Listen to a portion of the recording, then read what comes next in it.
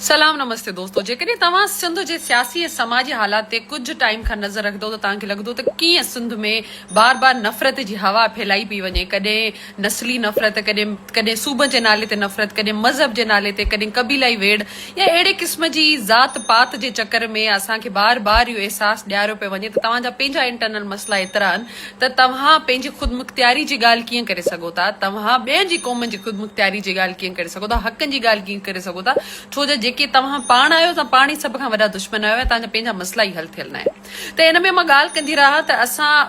बार बार इहो जेको टॉपिक अचे थो ऐं इहो बलोचन ऐं सिंध जो जेको टॉपिक आहे उहो हाणे न आहे, उहो घणे वक़्त खां हले पियो ऐं उन वक़्तु घणनि माण्हुनि सियासत करण जी कोशिशि कई। त मां ॿुधाईंदी हलां, जॾहिं बि माइग्रेशन थींदी आहे उहो ॿिनि क़िस्म जी माइग्रेशन थींदी आहे। हिकिड़ी जेके क़ौमूं पंहिंजी मर्ज़ी सां ख़ुशी सां माइग्रेट कंदियूं आहिनि ऐं ॿियूं जेके मजबूरी में कंदियूं आहिनि पर करण न चाहींदियूं आहिनि। जीअं असां वटि यूपी ऐं बिहार जा माण्हू आया, उन्हनि वटि लालच हुई, उन्हनि वटि इहो हुयो त हू जेकॾहिं नए ठहंदड़ मुल्क में हिकिड़े पर्टिकुलर ज़मीन ते वेंदा त उन्हनि खे घर मिलंदा, बग़ैर डिग्री जे नौकरियूं मिलंदियूं, उन्हनि खे ठहियल ठुकियल ज़मीनूं मिलंदियूं ऐं उन्हनि खे सभु इंसेंटिव्स मिलंदा जेके उन्हनि खे उते न पिया मिली सघनि। तो इहो ई मिसाल आहे त उते कुझु ग्रुप जेको मख़सूस ग्रुप हुयो जेको उन वक़्तु उते उन्हनि खे उहे सहूलियतूं मौजूदु न हुयूं त हुननि अची सिंध में माइग्रेशन कई ऐं ज़बरदस्ती उते अची करे असांजे रिसोर्सिस ते अची वेठा ऐं क्लेम करणु स्टार्ट करे छॾियो। असांखे ख़बर आहे त उन्हनि जी आबादी ऐं जेकॾहिं हितां जी आबादी कंपेयर कजे त घणी आबादी उन्हनि माइग्रेट कोन कई हुई, ॿाहिरि कैंप्स हलाए करे वेठा हुआ। तारीख़ हवाले सां इहा बि ख़बर आहे त उन्हनि कैंप्स में MK गांधी वञी करे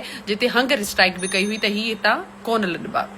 वरी ॿी जेका माइग्रेशन थी उहो हितां थी, हितां उहो सिंधी हूंदू जेके मजबूरी में विया, छो त हुननि जी सदियुनि जी ठहियल प्रॉपर्टीज़ हुयूं, उन्हनि जी पंहिंजी आइडेंटिटी हितां जी हुई, उन्हनि जी सकाफ़त हुई, उनजो कल्चर हुयो, उन्हनि खे प्यार हुयो। इहा ई ॻाल्हि आहे त उन्हनि अनेक मेंटल असाइलम ठाहिया,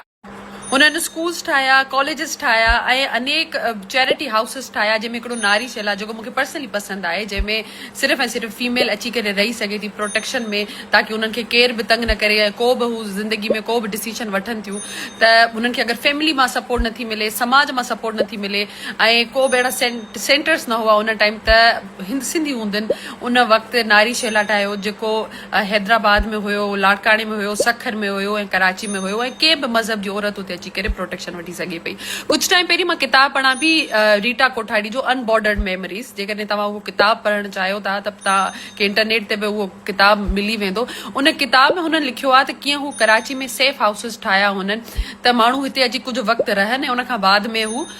वापसि पंहिंजे ॻोठनि ऐं पंहिंजे शहरनि ॾांहुं वञी सघनि था। पर उन्हनि ते कीअं मुहाजिर जेके उतां वक़्तु पनाहगीर आया उन्हनि खे हमिलो कयो ऐं उन्हनि खे कीअं मजबूर कयो त हू पंहिंजी ज़मीन छॾनि। ऐं जॾहिं बि को मजबूरी में माइग्रेशन कंदो आहे, पंहिंजी ज़मीन छॾंदो आहे त हू ज़मीन त छॾंदो आहे पर पंहिंजी आइडेंटिटी कोन छॾंदो आहे। ऐं जेकॾहिं हाणे सिंधी दुनिया में कहिड़े बि कोने में वञनि, कहिड़े बि कुंड कुर्छ में वञनि, हू हमेशह पंहिंजी सिंध जी सकाफ़त, पंहिंजी सिंध जी पहचान, ॿोली खणी करे उते वेंदा आहिनि ऐं उहो यादि कंदा आहिनि त हू मजबूरी में पंहिंजी ज़मीन छॾी, हू जॾहिं छॾणु न पिया चाहिनि पर हुन ज़मीन त हुनखां छॾाई वई पर हू उनजी आइडेंटिटी ऐं जेकी सकाफ़त आहे उहो छॾाए नथा सघूं। ईअं ई मां बलोचन लाइ चवंदमि त तव्हां जेकॾहिं लॻे थो तव्हां मजबूरी में आया हुआ ऐं तव्हां वटि रिसोर्सिस मौजूदु न हुया, तव्हां वटि पाणी न हुयो, तव्हां वटि अन्न ऐं अनाज ऐं कप अहिड़ी का बि बेसिक सहूलियतूं तव्हां वटि न हुयूं ऐं उनजे करे तव्हां सिंध में अची करे वियो, छो त जेकॾहिं हिस्टोरिकली ॾिठो वञे त उहे बॉर्डर हमेशह गॾु रहियूं आहिनि ऐं बलूचिस्तान जा घणा जेके क़बीला आहिनि, घणियूं जेके ज़ातूं आहिनि उहे हमेशह सिंध ते ई डिपेंडेंट रहियूं आहिनि। त तव्हां रहो, तव्हांजी आइडेंटिटी तव्हां वटि हूंदी, पर जेकॾहिं तव्हां इहा नफ़रत जी ॿोली ॻाल्हाईंदव ऐं तव्हां इहो चवंदव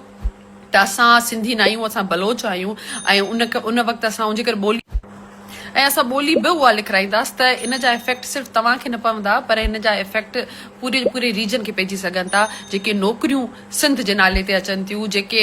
विर्छ जेका थिए थी रिसोर्सिस जी, जेका विर्छ थिए थी सिर्फ़ु ऐं सिर्फ़ु क़ौमनि जे बुनियाद ते, उहा इफेक्ट सभिनी खे कंदा। छो जो हाणे जेका जंग आहे उहा न सिर्फ़ु एग्ज़िस्टेंस जी जंग आहे पर हाणे जंग रिसोर्सिस जी बि आहे ऐं उन में तव्हां बि इफेक्ट थींदो, असां बि इफेक्ट थींदो। जेकॾहिं तव्हां उहा ॿोली ॻाल्हाईंदव जेको हाणे बलूचिस्तान में अञा जेके नेट बलोच आहिनि उनजे ख़िलाफ़ जंग विढ़नि था त उहो फ़ाइदो कहिड़ो थींदो, छो त तव्हां बि उहा ई ॿोली ॻाल्हायो था जेके कॉलोनिस्ट उते बलूचिस्तान में ॻाल्हाइनि था ऐं तव्हां बि हिते अची करे उहा ई रविश इख्तियार कयो था। त पोइ मां इहो चवंदमि त तव्हां कंहिं बि धरती जा सॼण न आहियो, पोइ तव्हां न पंहिंजी क़ौम जा सॼण आहियो, न हिन धरती जा सॼण आहियो, न उन्हनि माण्हुनि जा सॼण आहियो जिन तव्हांजी न ॿोली ॾिठी, न तव्हांजी क़ौमियत ॾिठी, सिर्फ़ु इहो ॾिठो त तव्हां उन रीजन जा हिसो आहियो ऐं तव्हांखे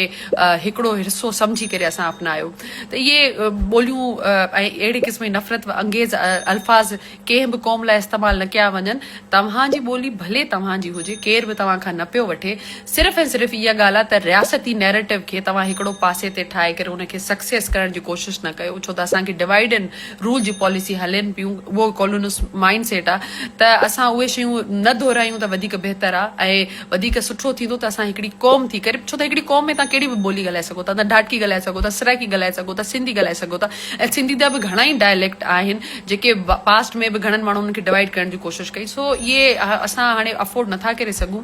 ऐं इहे नफ़रत वारी ॿोलियूं न कयो, छो त हीअ इफेक्ट तव्हांजी आहे, हीअ धरती जेतिरी असांजी आहे एतिरी धरती तव्हांजी आहे। इन जेतिरो असांखे अपनायो आहे, जेतिरो असांखे पालियो आहे, ओतिरो ई तव्हांखे बि पालियो आहे। त तव्हां हिते रहो या हुते रहो, कहिड़ी बि ॿोली ॻाल्हायो, पर तव्हां सिंध में सदियुनि खां रहो था त तव्हां मुंहिंजे लाइ सिंधी आहियो। ऐं जेकॾहिं तव्हां पाण खां छो त तव्हां बि अंदरि खां पुछा कंदो त तव्हांखे बि ओतिरो ई जवाबु ॾींदो त सिंध उहा माया जंहिं हर औलाद खे भाकुर पातो आहे, हू भले किथां बि आई हुजे, उनखे प्यार ॾिनो आहे, उनजी पालना कई आहे ऐं असांजी जेका पालणहार आहे असांजो प्रोटेक्शन उन लाइ हुजणु खपे। पोइ तव्हां भले कहिड़ी बि ॿोली ॻाल्हायो, को कहिड़े बि कल्चर ते हुजो, असां उन ते नथा ॻाल्हायूं, जॾहिं त साइंटिफिकली इहो प्रूवन आहे त जेके ब्रोही आहिनि उहे पर्टिकुलर सिंध जे उन ई कबीलनि मां गॾु आहिनि जेके द्राविड़ियन कबीला रहिया आहिनि, उन्हनि जी ॿोली बि नेटिव इंडिजीनियस जेका हितां जी रही आहे। सो उन्हनि बहसनि ते बि नथा वञूं, छो त असां घणो ई पाण खे डिवाइड कयो आहे, घणा ई वेछा पाण में अची विया आहिनि, एॾा रिफ्ट अची विया आहिनि, त उन्हनि खे वधीक असां मल्टीप्लाए न कयूं त वधीक बहितर आहे। ऐं इहा ई तव्हां में उमेद हूंदी त हिन बहस खे ख़तमु कयो, छो त इहो रियासती नैरेटिव आहे ऐं इनखे वधीक हवा ॾींदो त उहो वधीक थींदो। बलोच हुजो, सिंधी हुजो, कहिड़ी बि ॿोली ॻाल्हाईंदड़ हुजो, किथां जा बि हुजो, असां सभिनी जो मक़सदु सिर्फ़ु ऐं सिर्फ़ु सिंधूअ जी प्रोटेक्शन आहे ऐं मक़सदु आहे त असां सिंधियत खे अॻिते कयूं ऐं उन जा असां सिपाही थी करे अॻियां अचूं। सो GSM उमेद आहे त असां पॉज़िटिव खां पॉज़िटिव इन शइ खे ॾिसी करे उन शइ खे ख़तमु कंदासीं। महिरबानी।